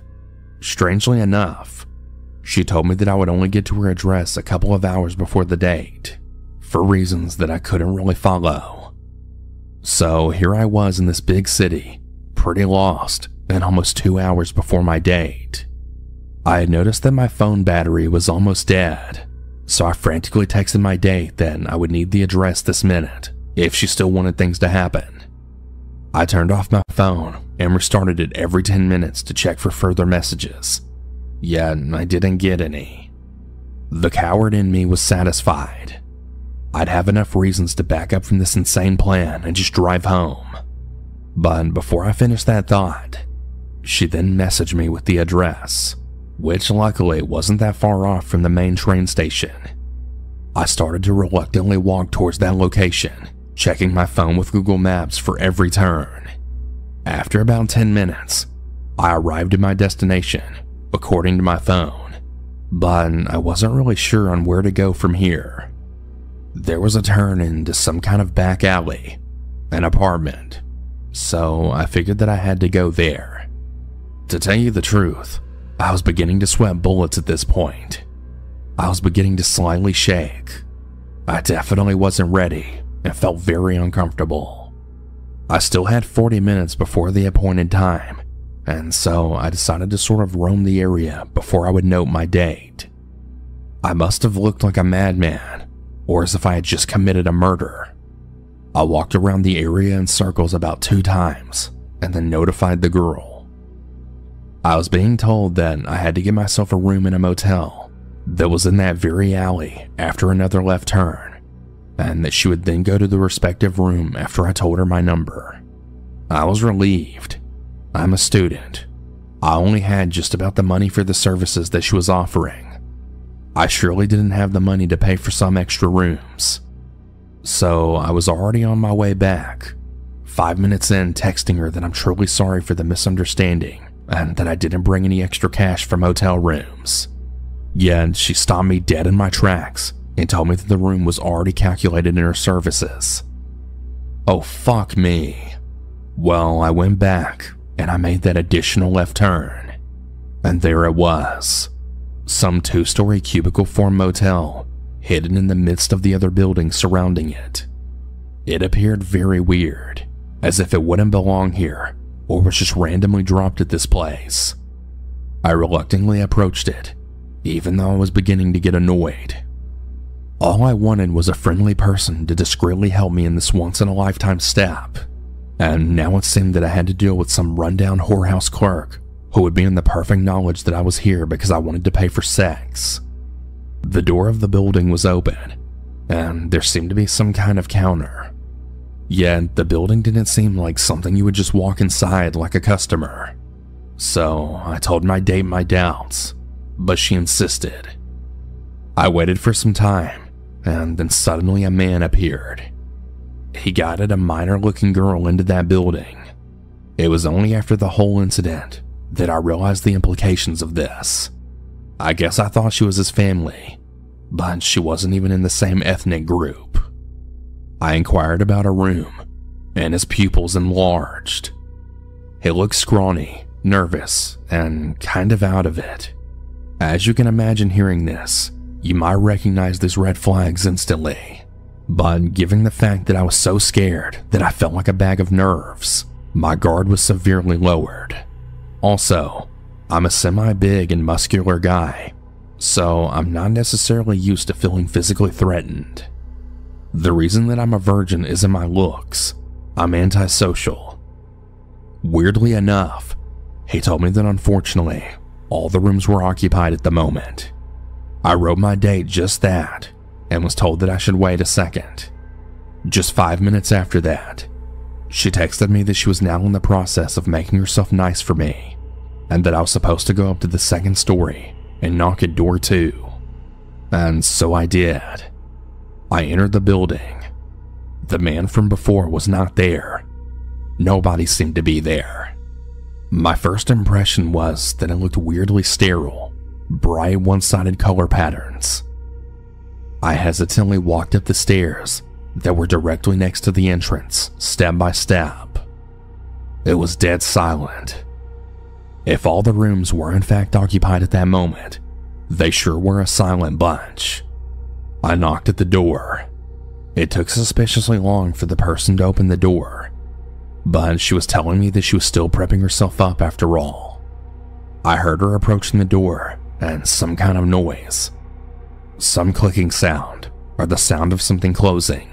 She finally opened the door, and to my surprise, there didn't stand the attractive 20-something Russian girl that I texted with, but some ugly, stocky, at least 50-year-old hag with leather-like skin. Before I even comprehended the situation, I had already stepped inside of the room out of reflex, and I noticed the door closing behind me. Fight or flight then kicked in, even though I didn't feel any particular danger coming from that person. She tried to lure me inside of the room with those expressionless eyes, the dead friendliness of a lizard. I must have stuttered like an idiot trying to find a way out. I don't exactly remember what I told her.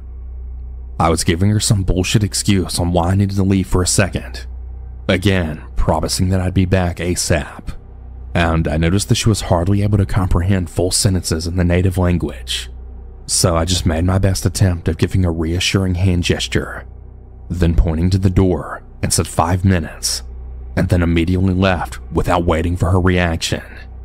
I practically ran down the stairs, arrived at the first floor, and then out of nowhere, the same scrawny pimp from before then creeped upon me from behind and asked me if I made any progress in finding my date.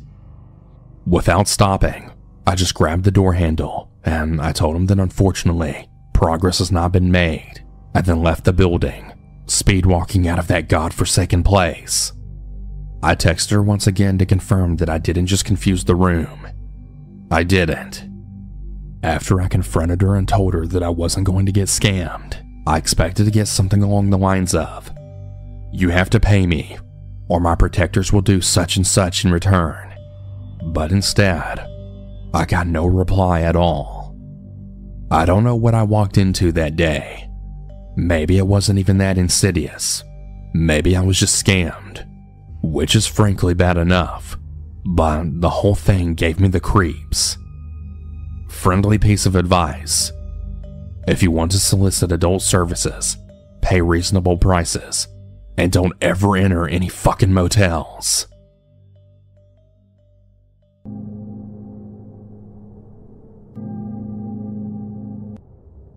This happened in the summer, and I believe I was about 12 at the time. I was staying in a hotel in a fairly large city with my mom and my younger brother. We were visiting our extended family, but chose not to stay in their house. My brother is younger than me by a decent amount, so I was usually told to keep an eye on him. On the day we arrived, my mom told me to do just that while she checked us in and received our room card.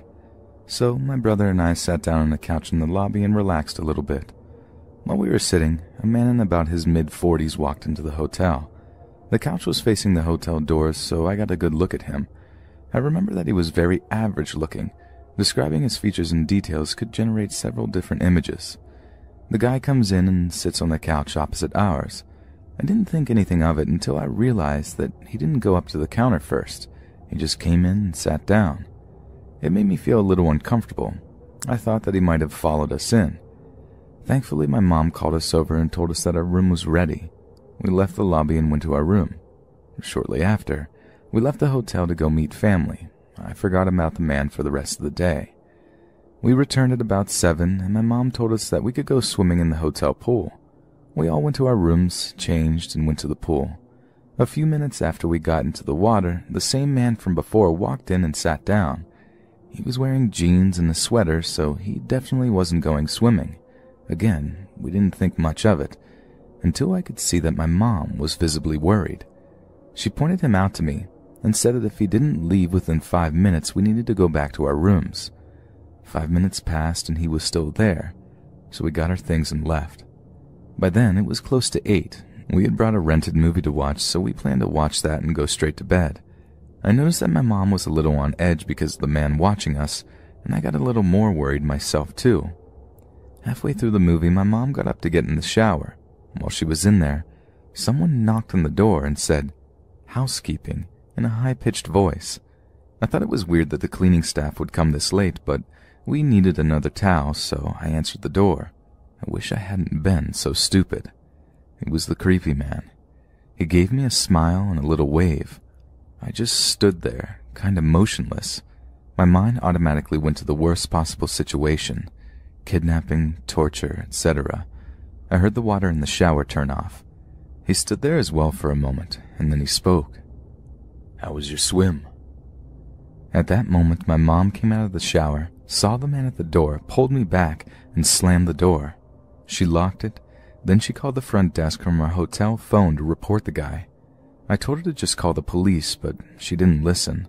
She then requested we switch rooms. I then heard footsteps stomping down the hallway away from our room. Thankfully, the guy had left. After that, we switched hotel rooms and didn't see the guy again during our stay.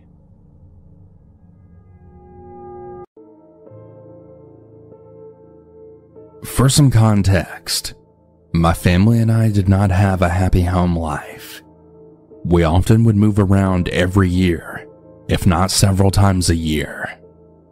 My stepdad had a severe drinking problem, and my mom had varying levels of drug issues. This story takes place after we moved from North Carolina to Winslow, Arizona. I was just about 8 or 9 years old at the time. I never truly understood why we moved out that way. My mom said it was to visit her stepfather, whom we ended up living with for a few months, before leaving due to the violence. We're a family of 5, and we eventually moved in and out of motel rooms for the remainder of our time in Arizona. My parents had a rule that we kids, my 2 brothers and myself, could not spend the day in the motel room. This rule had no exclusions, despite Arizona being over 100 degrees outside most days. We would even have to eat our meals outside and had limited bathroom breaks. My brothers and I would often occupy our time seeing if the soda machines were left unlocked again, or just baking in the sun until we were permitted to go to bed. If we were lucky, sometimes another kid would be living in the motel, and we would try to get them to play with us. One of the longer staying residents was a girl named Daisy somewhere around my age. She was kind of a brat, but I was grateful for her company. I would often knock on her room door and ask her father if she could come out to play. On the day of the story, my brothers and stepfather were gone for some reason or another. This meant I was left alone outside.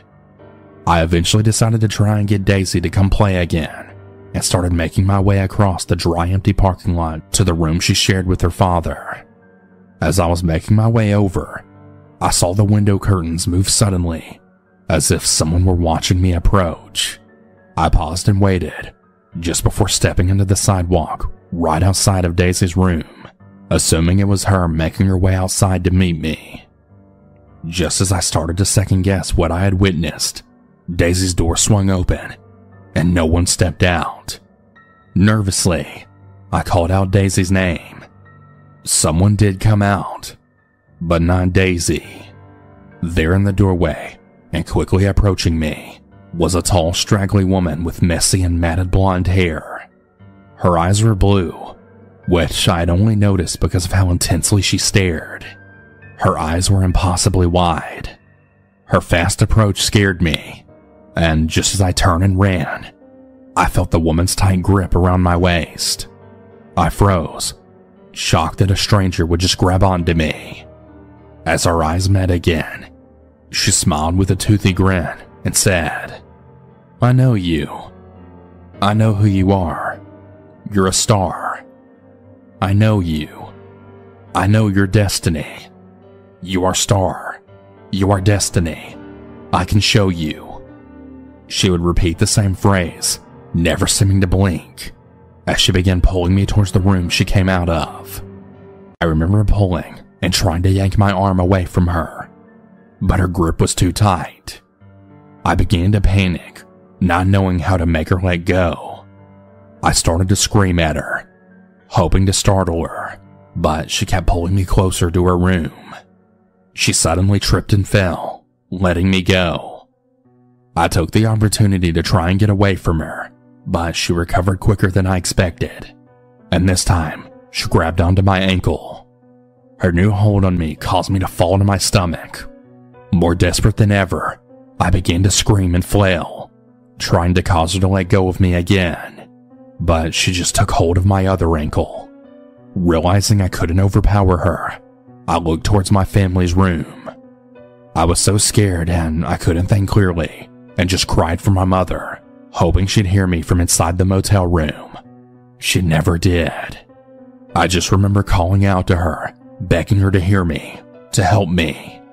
I suddenly felt the sidewalk scraping the skin of my stomach, causing me to realize how much further I was dragged from my motel room. I felt such despair and hopelessness. I began to mentally shut down and give up. Out of nowhere, I heard a man's voice yell out behind me, "Hey, what are you doing?" The woman's grip loosened just then, allowing me to kick her, knocking her back, and finally setting me free. I flipped onto my back and sat up, seeing Daisy's father emerge from the same room the woman came out of. He quickly made his way, trying to comfort me and make sure I was okay. I was so confused and I can't even really remember what he said, but he was just begging me not to tell anyone what happened. He then moved away from me, grabbed the woman, and pushed her back into the motel room. I collected myself and ran to my family's room, where my mom was relaxing and just watching TV. I explained to her what happened, and she stormed out of the room to confront them. My memory is extremely fuzzy at this point. I was just terrified from the events. The cops were called by someone, and I remember looking out of the window of my motel room and seeing the woman in the backseat of a cop car now pulling away. For the last time, our eyes met, causing her to frantically ram herself against the window, screaming. Even though I couldn't hear what she said, I know she was trying to tell me again that she knew me. I don't know what her problem was, but she definitely had a few screws loose. I closed the day out on the computers on the overnight shift. I had just been promoted to a day job and had a week left at the front desk before I was switching to my Monday through Friday gig, and it was just like any other night.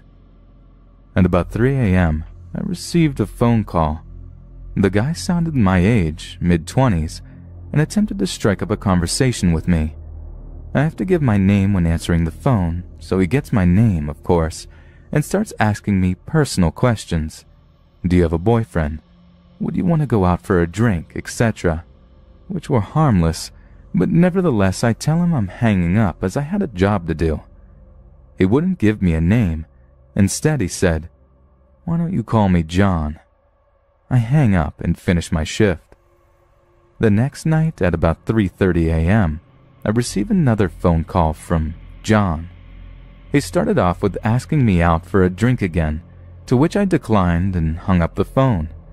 He called back about 5 times that night, each time getting more lewd in his comments, and just tried to keep me talking. He ended his last call with the phrase, "I see you like singing karaoke. I love doing that. Let's go out together sometime." He found me on Twitter.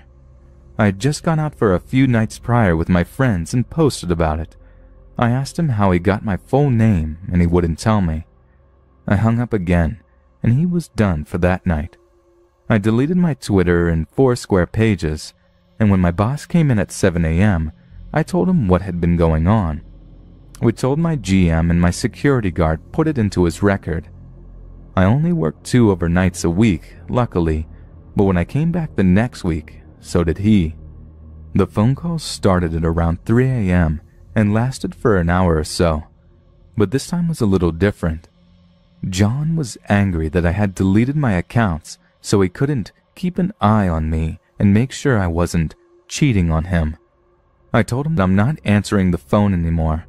My security guard will be taking all of my calls going forward. The phone was quiet for about 10 seconds, and then he screamed, "You're going to be with me whether or not you like it. I'm coming for you," and hung up the phone. I, of course, called the police. Luckily, I had my security guard there, so I wasn't completely alone. But it must have been a slow night because it took the cops mere minutes to get there. I called my night shift supervisor, who left at 11 p.m., and he managed to calm me down. One cop was nice enough to stay until my shift was done. And with that, I told my boss that even though I had a week left of overnights, I couldn't and wouldn't do it. Thankfully, they understood, and I moved to daytime hours, as well as sent an email out to everyone telling them that anyone who called for me was sent directly to the GM. I worked at a gas station for a brief period of time almost 5 years ago. During that time, I worked overnight shifts. The city that the gas station was in, I would describe as pretty quiet and small. In the overnight hours, there would never be much business.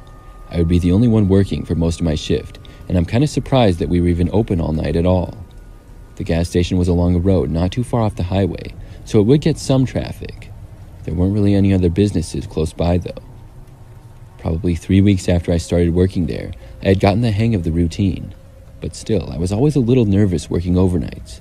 Being by myself in the gas station, not knowing if anybody who walked in there could be dangerous, was something I thought about far too much.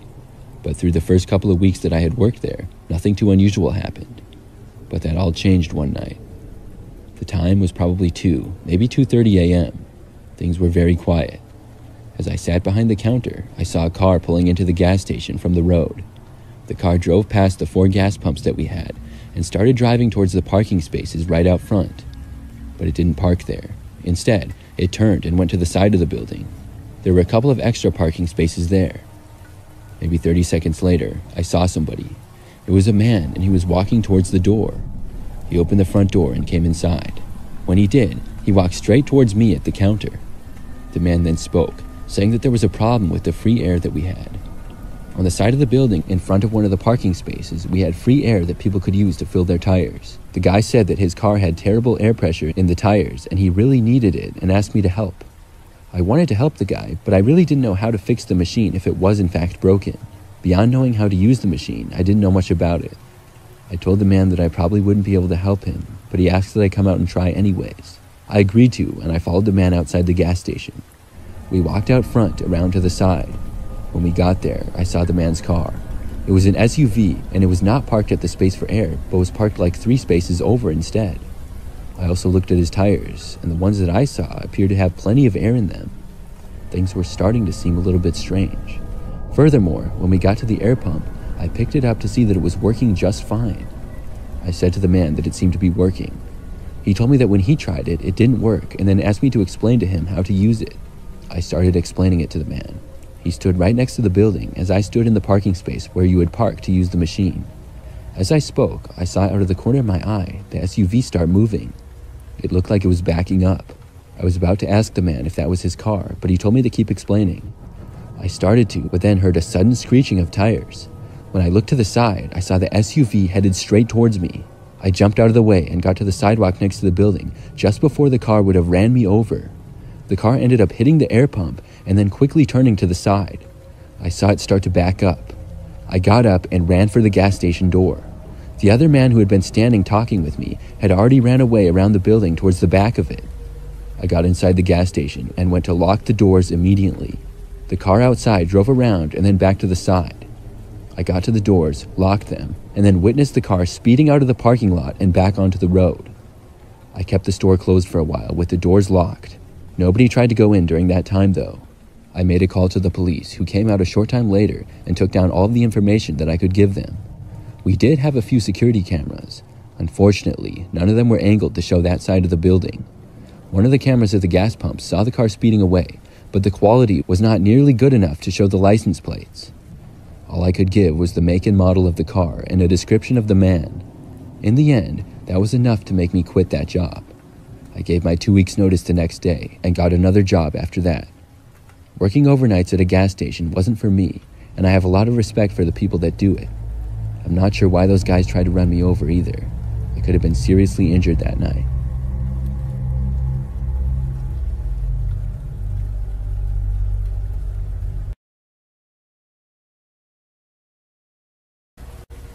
A few years back, I worked at a hotel. When I started, I was working at the front desk during overnight hours. The hotel was pretty average size, maybe a little bit large. We don't have any restaurants or bars connected or anything like that, but have lots of rooms. I would sit behind the front desk, and most of the time overnights, nothing happened. Here and there, people would come or go, but most people didn't need to talk to me. This made my job really easy, and I didn't mind being up all night. The event that I'm going to tell you about occurred at just after 2 o'clock in the morning one night. I was working behind the front desk, and I faced the lobby and elevators. To my left, there was a lounge area and a hallway that led to rooms on the first floor. Everything was very quiet until a man entered the hotel. He walked inside and went right past me. I assumed that he was staying at the hotel and was just returning to his room. The guy was pretty average height, light brown hair, mid-30s. He walked down the hallway and was gone. About 5 minutes later, though, he walked by again, this time going to the other hallway. I still didn't think anything of it, but I soon saw him another time. He was once again walking past from one hallway to another. It was sort of behind me, but still in plain sight. It seemed a little bit odd, but there was nothing wrong with it. But several minutes later, I went to go get some water. There was a dispenser in the lounge, and you had to walk past the hallway to get there. As I was passing by, I noticed somebody in the hallway a ways down. I looked and noticed that it was the same guy. He was standing outside of a door, and it appeared as though he couldn't get inside, but was trying to. I thought maybe he was locked out of his room, or possibly he was trying to get into somebody else's. I started to walk over to him and was going to ask him if he needed help with something. When I got a few steps closer to him, he stopped and looked at me. Before I could say anything, the guy turned and then walked away in the other direction. Then he disappeared around a corner. It was really suspicious. I started to figure that the guy probably didn't even have a room here. I went back to my front desk and decided to look at the security monitors. We had cameras in every single hallway. Unfortunately, the video quality was honestly quite bad. Many details were hard to make out. I looked around until I spotted the guy on one of the cameras. He walked past it down a hallway. Then he went to a door and appeared to try to open it. It looked like possibly he was knocking on the door then or something. He was standing at it for a while. Then he paced around a little before returning to the door. This was too suspicious, and I decided to go ask him what was going on. I got up and walked over to where the guy was. The hallways could get a little bit complicated on the first floor. The second and third floor was very simple, but the first floor had more hallways. I walked to the one that the man was at. When I reached the beginning of the hallway, I saw him. He was a ways down, probably almost 100 feet. Almost as soon as I was within sight of him, he looked over to me. I asked him what he was doing. The guy just started sprinting towards me then. He appeared to be running as fast as he possibly could. This wasn't what I was expecting, and I moved back and started heading towards the front. The guy was still running and quickly approaching me. By the time I got back to the lobby, he was a lot closer. I could hear him running. I decided to run out of the hotel and see if the man would. After I made it outside, I realized that he did in fact follow me out, and he was also a lot closer than I expected, now only about 40 feet away probably. I didn't think that I would be able to get to my car on time if he was chasing me, so I ran across the street. Across the street and a little ways down was a 24-hour gas station, so I ran all the way there, and when I got there, I went inside. The guy hadn't crossed the street and stayed in the hotel parking lot. I think he went back in the hotel after that, but I called the police. I reported a suspicious man trying to enter hotel rooms and chasing me when I confronted him. The police were very quick to respond and got there only like a minute later. They entered the hotel, which the man was still inside of. He tried running away, but was caught and removed from the hotel. He wouldn't say what he was doing there or why he was trying to get inside of rooms. After that, I talked with police for a while and then returned to work. I was really creeped out by the whole situation, but grateful to be all right. That was an experience that made me want to stop working overnights, and I did shortly after. Last night, my boyfriend and I were driving home from Universal Studios in Orlando. We were rerouted away home we've never went before, and we're traveling in basically the middle of nowhere. My boyfriend's speedometer is broken on his car, and he has to press the button to reset the miles after he gets gas. This will be very important soon. We were driving on a deserted road in the middle of absolute nowhere without a single car in sight. My boyfriend realized we hit the 130-mile mark on his odometer. We needed gas, but there was literally not one gas station in sight.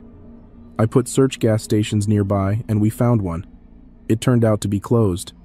In a hurry, we found another gas station 5 minutes up the road. This is where the story gets weird.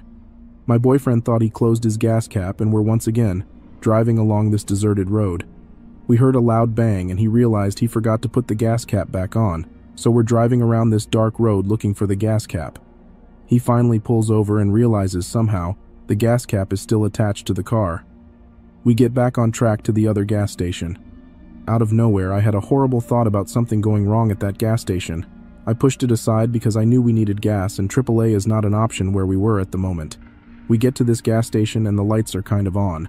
This road literally leads to a dead end with a gas station on it. The only way to leave this area was to turn left or go straight out of the gas station. My boyfriend got out of the car to see if we could get gas and the feeling intensified. I have literally never felt like that in my life. My stomach dropped into my butt.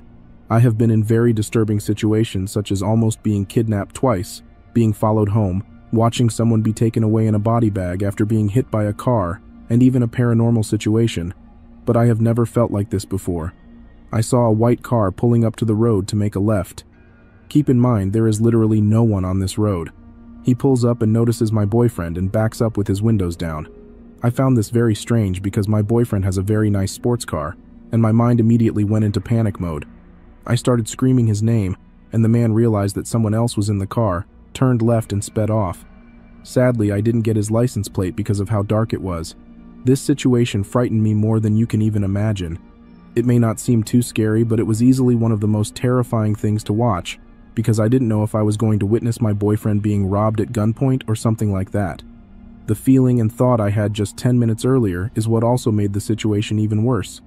We found a gas station with actual human life around, and we made it home safe and sound. Once I got home, my dad told me that the road we were driving on was famous for the many bodies being found on it. I hope no one ever gets put into this situation. And to the man who was planning to do something to my boyfriend, let's never meet.